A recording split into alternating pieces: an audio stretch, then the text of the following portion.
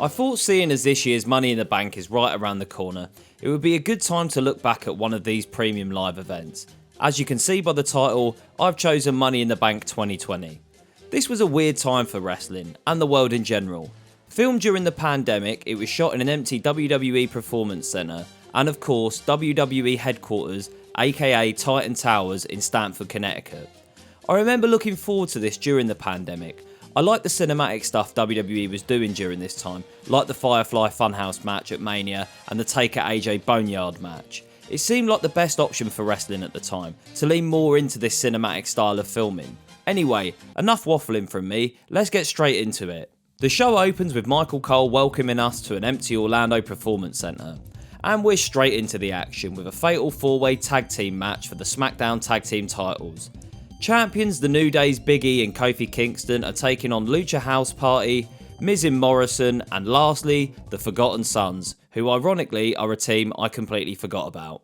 That it's not just a clever name.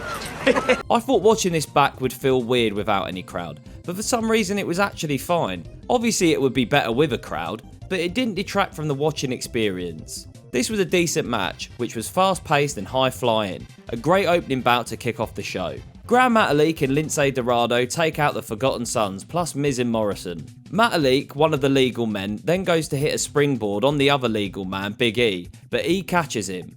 Kofi then takes out Dorado, allowing Big E to hit the big ending for the win. Next match, we've got R-Truth who raps his way down to the ring. What's up? Tonight he's scheduled to take on MVP. There's a confrontation between Truth and MVP before the bell, where Truth says he's trying to teach MVP how to bull. Bobby Lashley then makes his way down to the ring and tells MVP to take the night off. He's got this. Lashley makes short work of Truth, eventually hitting a spear for the victory. This was a fun, quick comedy segment that made me laugh. Ordinarily, I would say doing a squash match at a PLE is awful, but considering the circumstances, I think we'll let him off. Next we've got some women's action between the SmackDown champion Bayley, who's accompanied by Sasha Banks. Tonight she's taking on Tamina. Wow, how the fuck did Tamina get this title shot? I try not to be too harsh on wrestlers, but Tamina is one I just don't get. Her personality and character on screen were about as entertaining as watching paint dry, and if I remember correctly, most of her matches were crap. Let's see if my memory's right. Well, this is one of the better Tamina matches, to be fair. There are still a few botchy moments, but I can't honestly say it was that bad. I also can't say it was that good. Tamina gets distracted by Banks and attempts to chase her down. Then Bayley jumps on her back and manages to roll Tamina up for the win. Sasha Banks then attacks Tamina after the match. Before our next match, we get a video package of the rivalry between Bray Wyatt and former Wyatt family member the Black Sheep, Braun Strowman. Strowman is our current Universal Champion after he defeated Goldberg at WrestleMania 36 in just 2 minutes and 10 seconds. Bray Wyatt wants Strowman to come home and join him again, and the only way he sees that happening is by taking Strowman's Universal title. Bray Wyatt makes his way to the ring in his Firefly Funhouse clobber, along with a cheery, happy children's TV presenter-like demeanour. Then our champion Braun Strowman makes his way to the ring. Here's one thing I'm going to mention right off the bat. For this match in particular, I think it actually adds to the match to be able to hear the trash talk between Wyatt and Strowman. Bray has been playing mind games with Strowman, and it enhances the match and rivalry to hear Wyatt getting inside Strowman's head. Braun dominates Wyatt for most of the match. Then, later on, he goes to run at Wyatt, but Wyatt manages to avoid and sends the big man over the announce table. Huskers the Pig makes an appearance at the barricade to encourage Bray. Bray Wyatt then goes on to control the match for the next 10 minutes. Eventually, he hits Sister Abigail, but Strowman manages to get the shoulder up just before 3. Strowman is now back in control. At one point, he gets up onto the ring apron, but is booted off by Wyatt. Eventually, when he gets back up, he has the Black Sheep mask on. It looks as though Wyatt has done what he set out to do, which is return the Black Sheep to the family. The cast of the Firefly Funhouse are overjoyed at ringside that Braun is back. But then Strowman takes off the mask, stomps on it, and hits Wyatt with a running power slam to retain the title. At the end of the match, we get some quick shots of the Fiend mixed in with a defeated Wyatt. I really enjoyed this match. Re-watching it made me want to find out what happened after this in the Strowman-Wyatt storyline, or just what happened with Bray and the Firefly Funhouse next. I remember loving the Firefly Funhouse at the time when it happened, and it's no different looking back at it now. What fantastic, captivating character work by Bray Wyatt. Next match, champion Drew McIntyre takes on Seth Rollins, who is going through his Monday Night Messiah phase. I remember liking this gimmick. As you'd expect, this was a banger of a match. You've got to give credit where credit is due, because I can't imagine how difficult it must be to put on a match without a crowd to gauge reactions from. I would think it could really throw you off tempo-wise as a wrestler. Drew goes to hit a claymore, but Seth hits him with a super kick followed by a curb stomp. He goes for the cover, but only gets a 2. Seth then goes for another curb stomp, but Drew counters into a headbutt, then Rollins hits a super kick, finally Drew bounces off the rope to deliver a claymore for the win.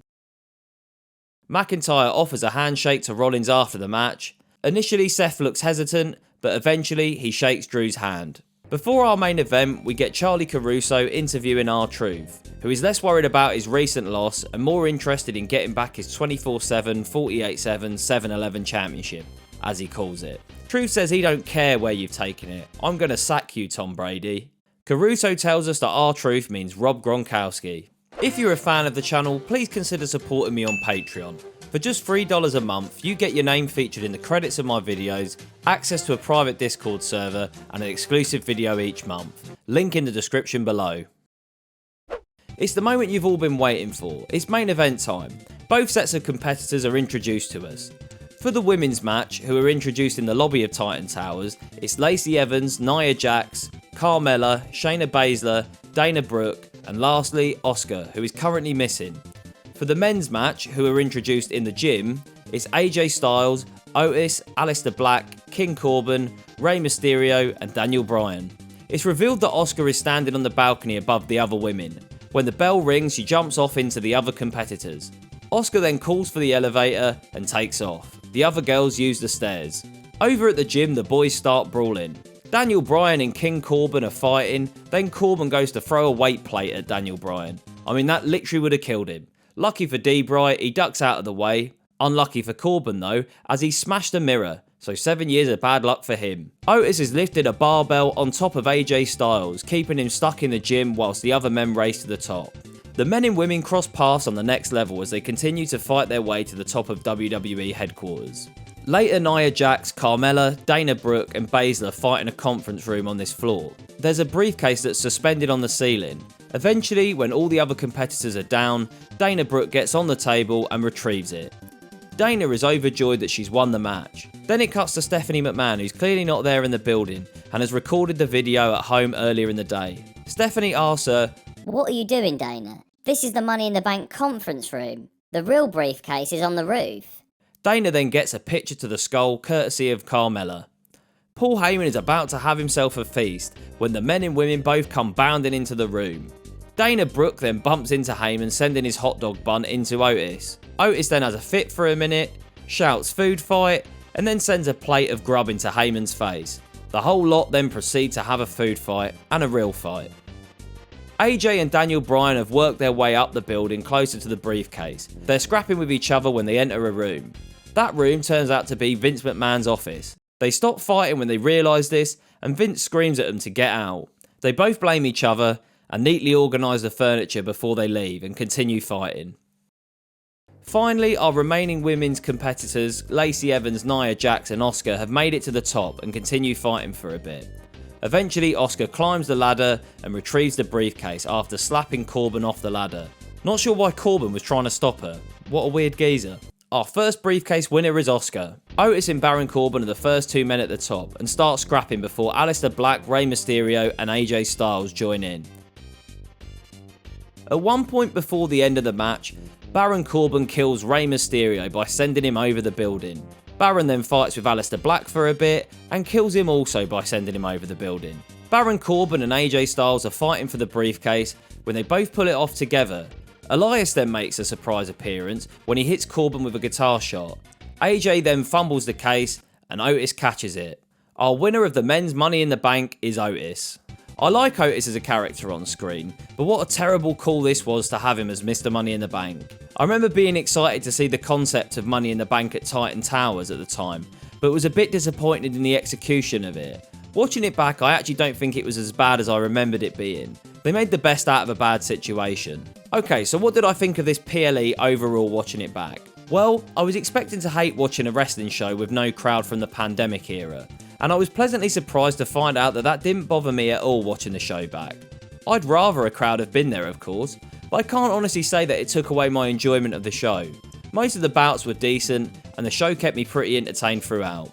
I'm going to give Money in the Bank 2020 a solid 3 out of 5 stars. Thanks again for watching, and I'll see you in the next one.